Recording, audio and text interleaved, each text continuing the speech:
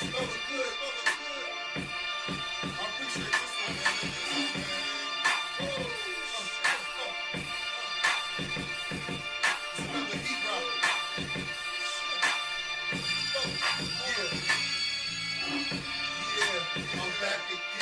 I'm back in the house. You already know what it is. FGP, Fellagood Podcast. Let's go. Let's go. Yeah. We back in the house. I'm back in the motherfucking house. Yeah. Episode 37. BOE. Book of Eli. Yes. Book of Eli. I'm talking about the movie, The Book of Eli with Denzel Washington. Yeah. That's what we're going to do today. That's what we're doing today. Yep. Before we get into that, I'd like to say thank you, all of you, for taking time out of your day. There's no one thing more important than your time, and I appreciate you taking time out of your day, out of your space, and out of what you got going on to come tap in with your boy Fellagood. Because you already know what it is with me. I'm coming hard body all the time, every time, coming with the facts that'll crack your back. Hashtag kicking facts, breaking backs. Hashtag the truth shall set you free. Hashtag the truth shall set you free. Yeah. Fellagood Podcast is brought to you by Goodfellas LLC, Goodfellas Gaming. You see, I got my gaming shirt on today. You know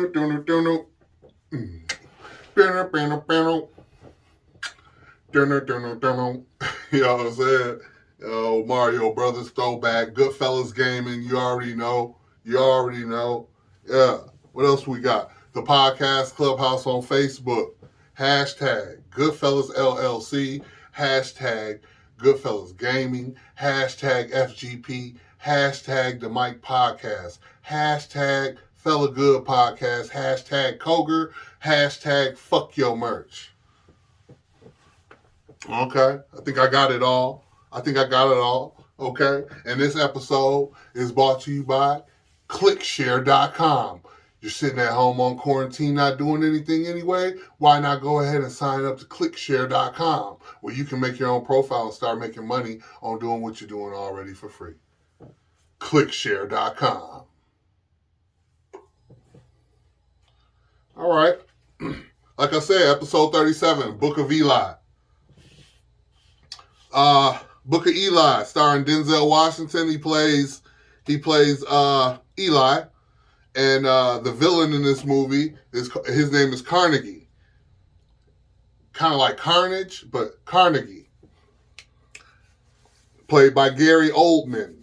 This is a 2010 film, post-apocalyptic film. The setting is post-apocalyptic. I'm going to give you a brief summary.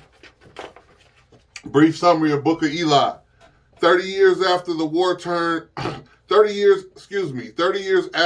turned the world into a wasteland, a lone warrior named Eli, played by Denzel, marches across the ruined landscape, carrying hope for humanity's redemption.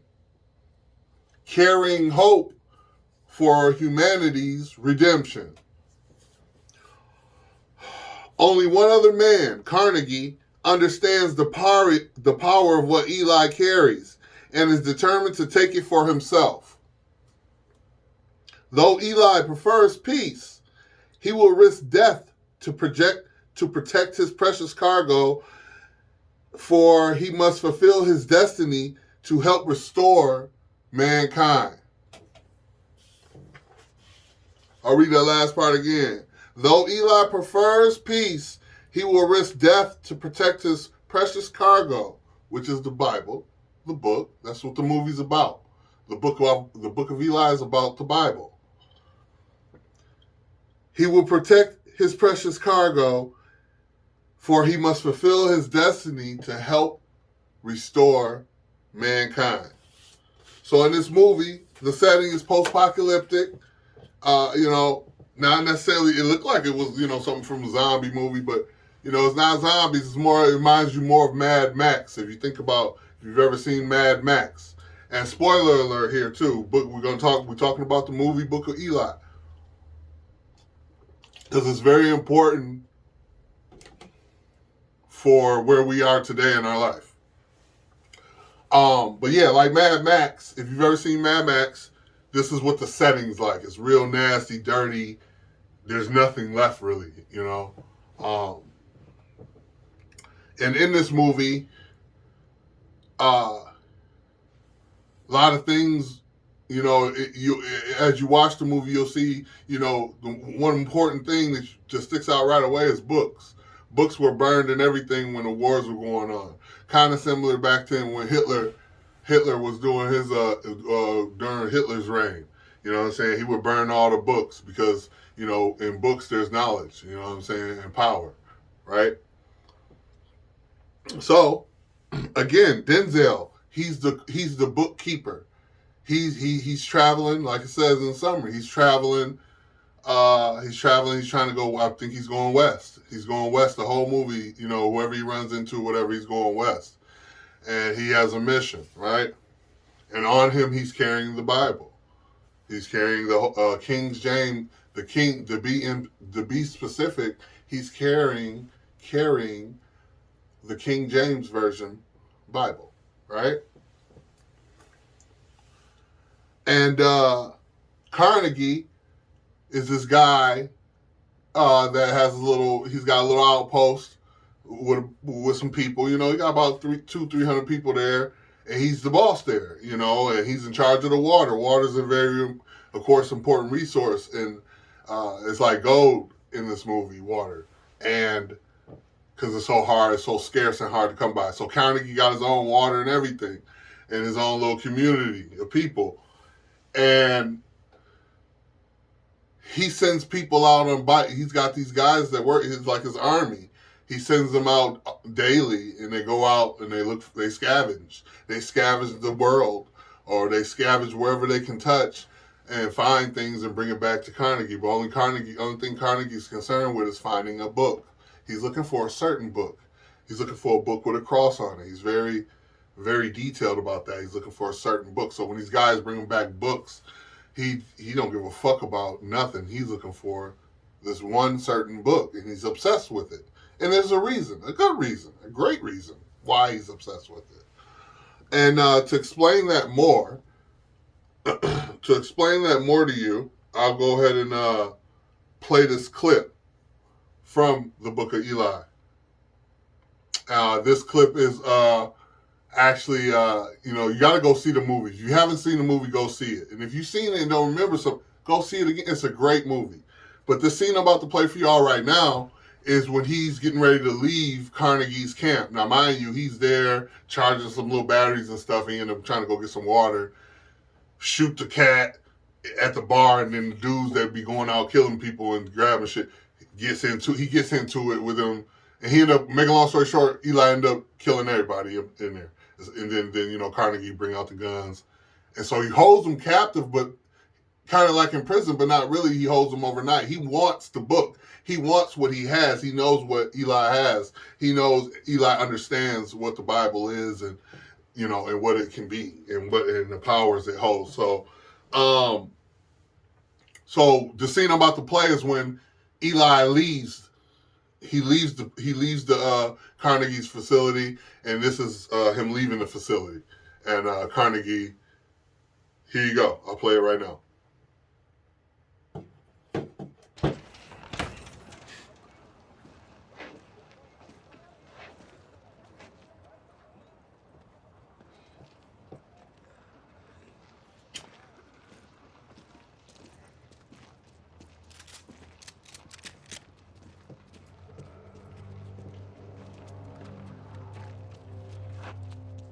Is that thing loaded? I don't think it's loaded. One way to find out. Look, I need that book. I mean, I want the book. And you, but if you make me choose, I'll kill you. I'll take the book. Why? Why do you want it? I grew up with it. I know its power. If you read it, then so do you. That's why they burned them all after the war. That's just staying alive is an act of faith. Building this town is an even bigger act of faith, but they don't understand that. None of them. And I don't have the right words to help them, but the book does. I admit,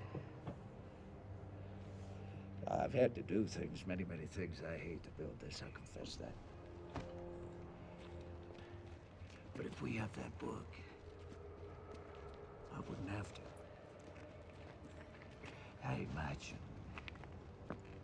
Imagine how different, how righteous this little world could be if we had the right words for our faith. Well, people would truly understand why they're here and what they're doing, and they wouldn't need any of the uglier motivations. It's not right to keep that book hidden away. It's meant to be shared with others. It's meant to be spread. Is that what you want? With all my heart and soul. I always believed that I'd find a place where this book belonged, where it was needed. I haven't found it yet.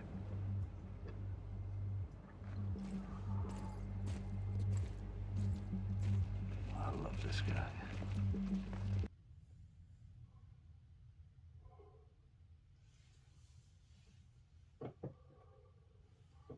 So,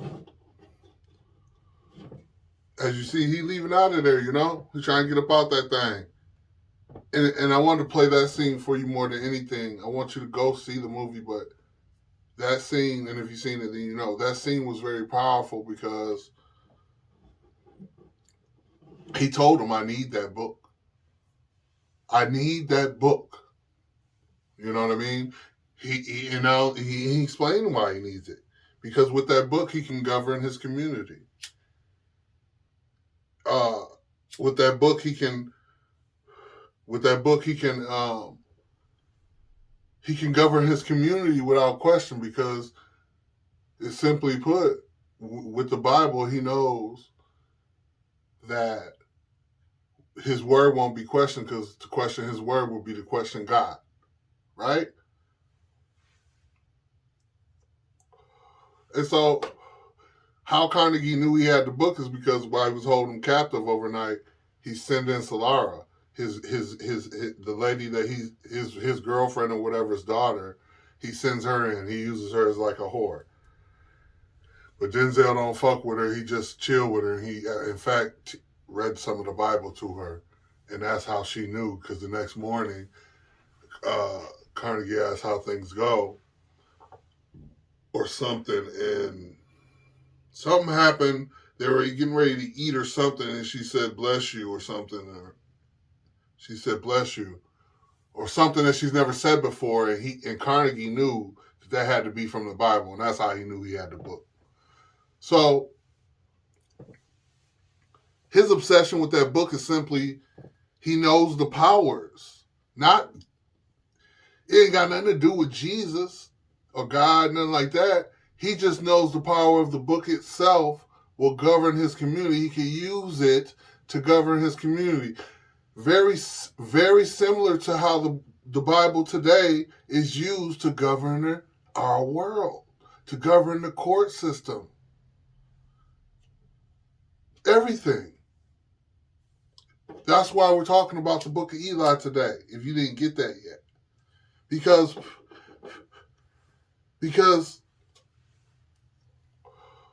the power of this one book was all he needed to solidify his community in the way he wanted to do things. And like I said, if I can run, this book can help, everything that I bring to you, if everything I bring to you, I tell you it's in the Bible, and you read it, it's in the Bible, Sodom and Gomorrah. It's not nothing wrong with laying down with your child. There's nothing wrong with that.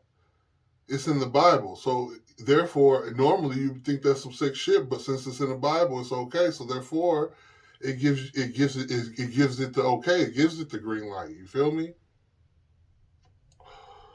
So,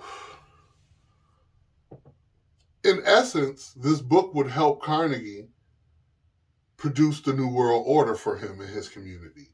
You know what I'm saying? So let's talk about history, right? As they say, history is simply just that, his story, right? And I always, I don't just say shit, I'm going somewhere, right? So in this movie, again, Eli is a protector of this Bible, and he's trying to go west. He's trying to go west to where there's maybe civilization. And on his journey, he comes across these things, and of course, he comes across Carnegie. And Carnegie will stop at no end to get this book, especially now he knows that he has it, right? So finally, towards the end of the movie, Carnegie gets him. He got him trapped with Solaris. Solaris traveling with Eli now. He's got him trapped, and there's nowhere to go. He just give up the book. He gives up the book. Carnegie shoots him. Now, mind you, that scene I played, there's more to it, but what y'all didn't see is afterwards, they try to gun Eli down right there, but he fucked them all up, and he shot buckshots, and it hit Carnegie in the leg. So he had, back then, you get a wound like that, you're done, because there's no medicines and shit. So he had an infection and everything, so he's fucked up, but he's still, limping around. He's still going after that book, right? I mentioned that to give context to the fact that there's no end that he's just obsessed with the book, and he wants the book. He finally gets the book, shoots Eli. Eli doesn't die. Carnegie gets the book. It's got a little lock on it, so you need a key. Fuck, he can't open it. He don't want to fuck it up, so he waits till he get back to base. By now, the infections took course. Carnegie's really fucked up. He's sweaty. He's probably dying slowly, right? Because the infection wasn't treated properly. And at that time, those are big, in a hospital or anything like that. So, he gets back to his base. The dude, his little Smith or whatever, unlocks it. He gets the book. Oh, I love it. Oh, I fucking absolutely love it. He opens up the book slowly. He looks, and the pages are blank. He turns another page, is blank. The whole Bible is blank. But it's not blank. The Bible's in Braille. This is the final moment if you didn't get it all the way through watching this. And spoiler alert, of course, this movie was in 2010, so if you ain't seen it, it's been 11 years. The book's in Braille. The entire book is in Braille. So the irony in that, right? All this going to get this book, he finally gets it, and the power, he explained to Eli the power the book possesses. He said, I know you know the power of the book because you possess it. Right? So anyway, the whole Bible's in Braille. He cannot read it. He can't believe this shit. Not only can he not read it, but the fact that Eli was blind this whole fucking time. And was fucking him up like that. No, you don't have to be blind to read Braille. You could learn to read Braille and see, but he was blind. It was a fact that, he was blind, right? And there's hints of that all through the movie. No problem really though. He can't read it, but like I said, Solara is the daughter of his girlfriend. His girlfriend is blind. Okay? And you'll know that when you're watching. She's blind, so he gets her. He gives her the book, tells her to read it. Now, by now, this lady is being pretty much held against her will. She can't see. And so she's just living with this guy who's a dictator and crazy man and uses her daughter for horror favors, right? So she's fed up with him, and plus she thinks at this point she thinks her daughter's dead because Carnegie went after her and got the book, and Solara's not back, but Solara's with Eli. She don't know that. So he said, read. She puts her hands on it. She starts reading, and of course she glows because the power of the book, right? In essence, she knows what she's reading. She's reading the Bible, Genesis or whatever. She's reading Genesis, and she knows what it is, and she knows that he's been wanting this book, and she knows that she has the power now to tell him what it says or not to. And so he says, what does it say? What does it say? And she says, I don't know. What? Read it. She said, it's been so long I forgot how to read Braille. I don't know what it says. And then she referenced to his wound. She says, it smells infected. Something like you're dying inside. Some shit she said to him slick. So he was done for. He don't need all this trouble for the Bible. He can't even read the Bible. Meanwhile, Eli's still traveling west after he got shot. Solara with him. They travel. They finally get to their destination in a boat. Eli half dead from bleeding out almost. They get to this dam, and this is where his story comes in.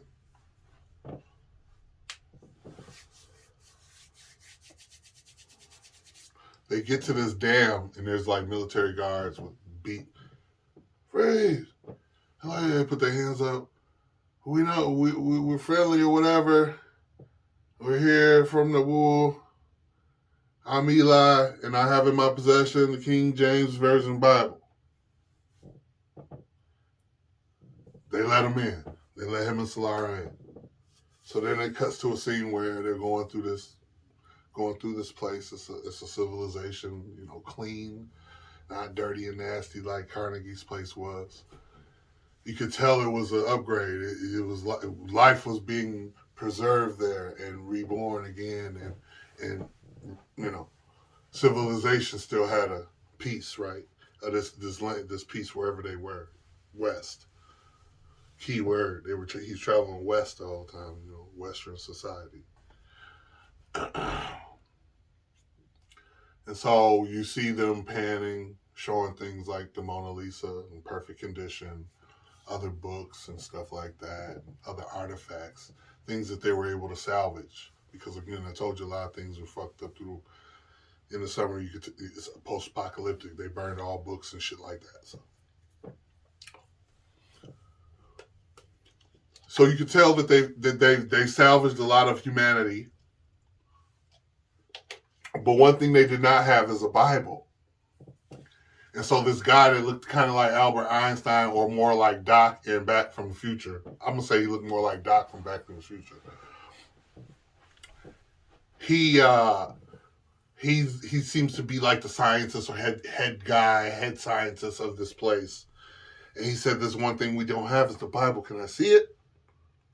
So Denzel's all cleaned up, kind of like in Muslim, like a Muslim would be almost like in chic, like all white and hair ball. He was just clean. And he lays down. He said, you got a lot of pen and paper? Just pay attention. This is where it gets, this is the important part. He says, you got a lot of pen and paper? He said, yeah. And they had print and press, right? So that was important. He said, I don't have it physically, but I've had, he's had this Bible. He knows the Bible from beginning to end, in the beginning, right? So he lays down and he says, in the beginning, Genesis, there was light. And then that was it, right? But this is the part of his story. Now, I know this is a movie, but I think movies send messages in many ways. Like Judas and the Black Messiah was a message more than anything sent to the people of my color, for sure. Okay? And there's way other movies like this movie has a lot of truth into it because Denzel was able to lay there and give him word for word of what the Bible was, right? Which is cool. That's cool. He could do, boom, they print the fucking Bible out now. They have a Bible in this new Western civilization that was salvaged. They have a King James Version Bible to now give on to the people to serve for religion and to govern the land, pretty much. And the movie, Book of Eli, mission accomplished. He got the Bible. He didn't get the exact physical. Carnegie got the physical Bible, which is in Braille, but it didn't matter because Eli gave him the version of the Bible as well. Not to be funny, but Eli gave them in the movie the Holy Bible, the Book of Eli version, not the King James version. He gave him the Book of Eli version via the King James version. Okay, so A, he gave him the exact version of that book. Cool. But B is simply not even B. It's more like, what if? Who's to say he didn't like certain things in the Bible? And so he tweaked a couple things here, and he tweaked a couple things there. So maybe like, for instance, when it says in the beginning, there was light. Maybe he says in the beginning, there was a thought. You know what I'm saying? I don't know. Whatever he would have said, no matter what, there's no one to judge or to correct this. So whatever he's telling the man to write down in that Bible becomes not just history, but it becomes his story. Even if he forgot a piece, he could just fill it in. You see what I'm saying? But more than anything in what I'm saying shows you the importance of how I feel about the Bible today. That's why this message is so important. That's why the Book of Eli is so important. Because it shows you today why we are here where we are. Because the book, I talked to you in previous episodes, and I talked to some brothers that admitted to me, hey, this is the 2019 version, King James version, the new updated. So he, admittedly was proud of the fact that it was a newer version of the Bible, that it has been updated. So my point is, this has been updated throughout time by different people and different sources. Get some taken out, some put in. And so my point being, the Bible, this is one way. The Book of Eli shows you one way of the Bible being tampered with, because it came from man's hands, and so shall man manipulate that which is made for manipulation, if that makes sense. What are your thoughts at home? Tell me what you think. What are your thoughts about it? Have you seen the Book of Eli? And if you have, oh, what a fucking great movie it is, I think. What are your thoughts? I think it's awesome. But this is the conclusion I'm drawing for you, is that he was able to give them the Bible himself, so what would have stopped him from having any of his own biases in that Bible, if he wanted to? And so therefore the Bible you have here today, the Bible you have at home now, has been updated and fixed and corrected and changed here and there throughout history, throughout time. How can you say how accurate the Bible is? You see? That's all. That's all I'm saying. And you'll never, here at Fellagood Podcast, we believe in going within. I believe in going within you, and I believe that you are God, I'm God. But in no way, shape, or form am I telling you I can just snap my fingers and I created air and the word. I couldn't. No, not that part, right? But I'm definitely God, created in His image, so I'm God-like, right? But I know there's a God. But as far as all the other characters that they're giving you with this Bible, nah, I'm not going. So yeah, that's the Book of Eli, man. Good fucking movie. So much you can talk about with it. But I think I hit the major points for you here today. Is that, the point in the Book of Eli to me is that there's room for manipulation. with something like the Bible. So, with that being said, Fellagood Podcast is brought to you by Keto Recipes. I know you I heard a lot of people, I see in my news feed, a lot of people doing keto, a lot of people vegan. Try Keto Recipes for different dietary options if you would like to start living a healthier life. Me, myself, I'm looking towards going keto myself. I really am. Health is the new wealth. So if you're into the health and you like keto or you're thinking about keto, go check out Keto Recipes. So I ain't gonna hold y'all too long with that. I just want to, we're talking about the book of Eli. I want to transition to encoding.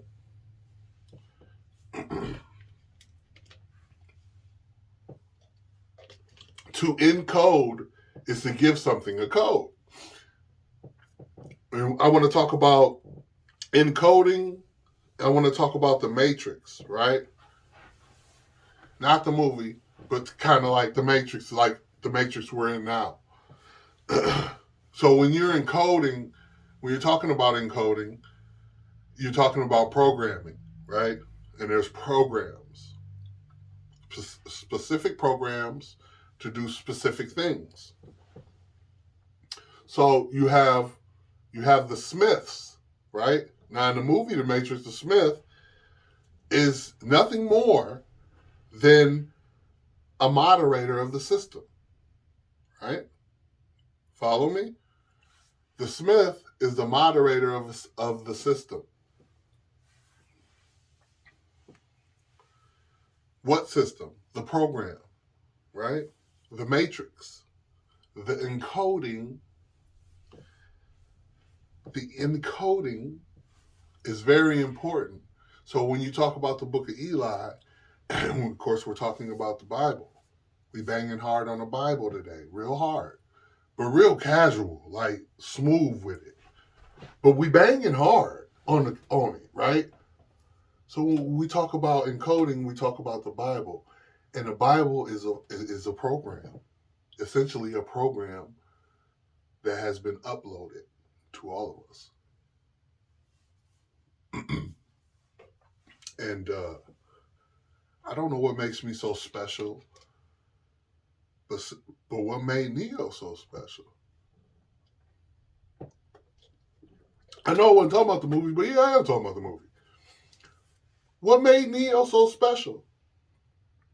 What made him? He was just like, I was him, day to day, go to work, go to church, hallelujah. I'm having a moment. I'm having a moment. I'm having a moment. I did that. Go back. I was just like everybody else. I was right in the programmed. I had been encoded, and I was in the program, and I didn't see or think of nothing. But just like Neo, he was the same. And then all of a sudden, a message came through on his computer, and he broke. For some reason, it was a glitch, and he broke up out of it. It was simple. He was in it, and he broke out of it. He really did. And that's how I feel. I feel like Neo. And so what is Neo? Neo is the antivirus, right? He's the antivirus program for the defective programming, for the defective encoding. Neo was not part of the plan. And neither am I. I was not part of the plan. I wasn't part of the plan. I'm on a motherfucker. I know I come up now, I'm a problem. Because the motherfucker didn't expect me to, fall out of line. You know what I'm saying? A motherfucker didn't expect it. I didn't know either. But I came about that thing. So I am the antivirus, right? The people who understand that that's been unplugged, they're Neos. They're the antivirus. They're the cure to the system.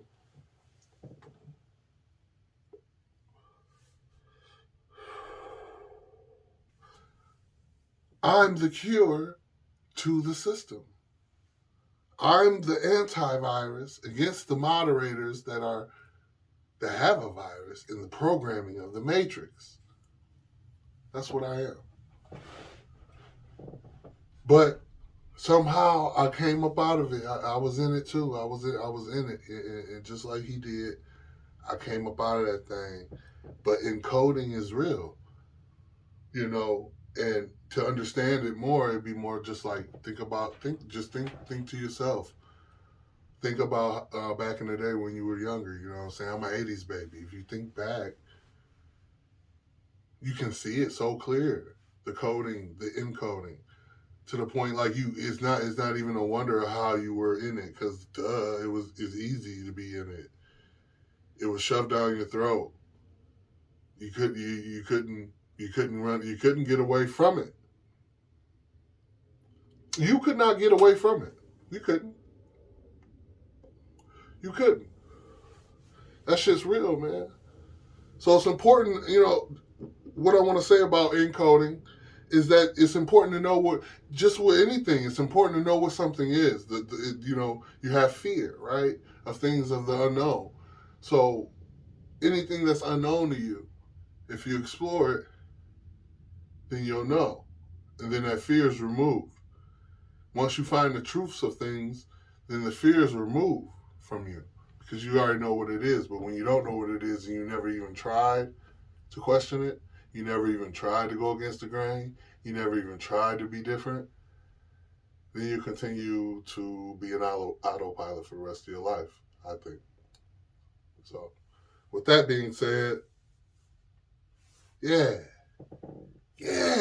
you already know. Fellagood, FGP, #FGP, fuck your merch, Goodfellas LLC, Goodfellas Gaming, episode 37, Book of Eli.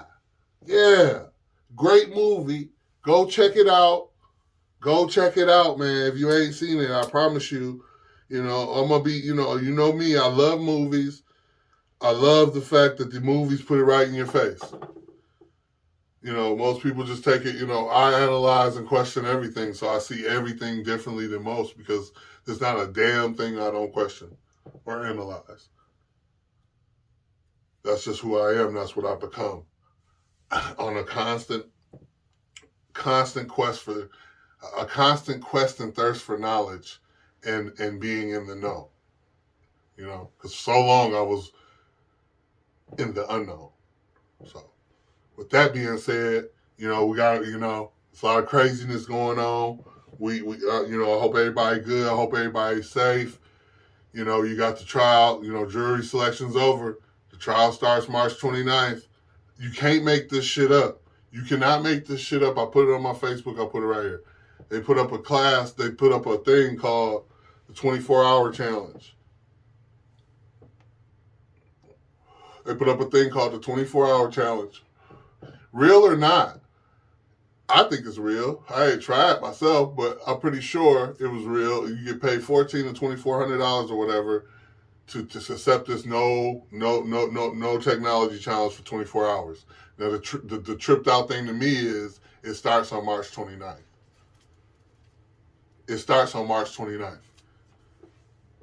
It's just another, we talked about in previous episodes, it's just another a trigger or another distraction. You know what I'm saying? The timing of it is impeccable. You can't make this stuff up. And even if it's fake, you still can't make this stuff up for somebody to get it out there and put it out there like that. Like, it's just, anything that distracts you, even with you see what's going on right now with the Asian hate. Here at Fellagood Podcast, we love everybody, white, Asians, Latinos, Mexican, everything. We love everybody. I love everybody. You know what I'm saying? So, but the Asian hate stuff, I'm not saying that it's not real, but what I'm saying is you have to understand, just like I say with everything, you have to understand with everything that's going on right now. You have to understand the timing and the gravity of the situation, right now with everything that's going on.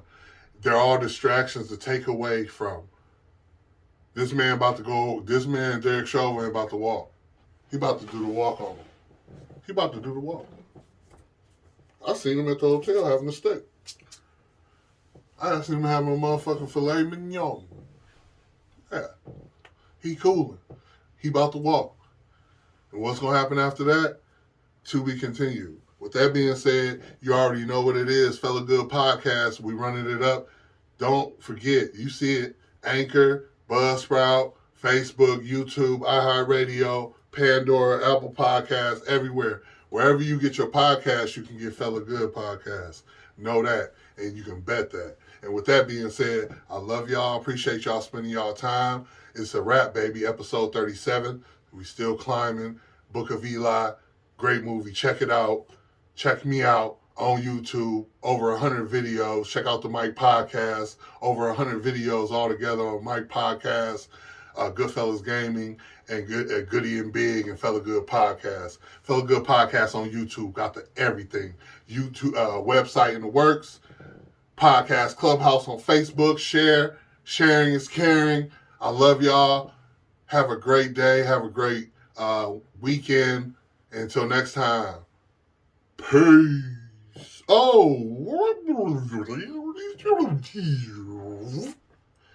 Fella fact. You thought I was going to leave without giving you a fella fact? Well, here you go. Operation Mockingbird is real.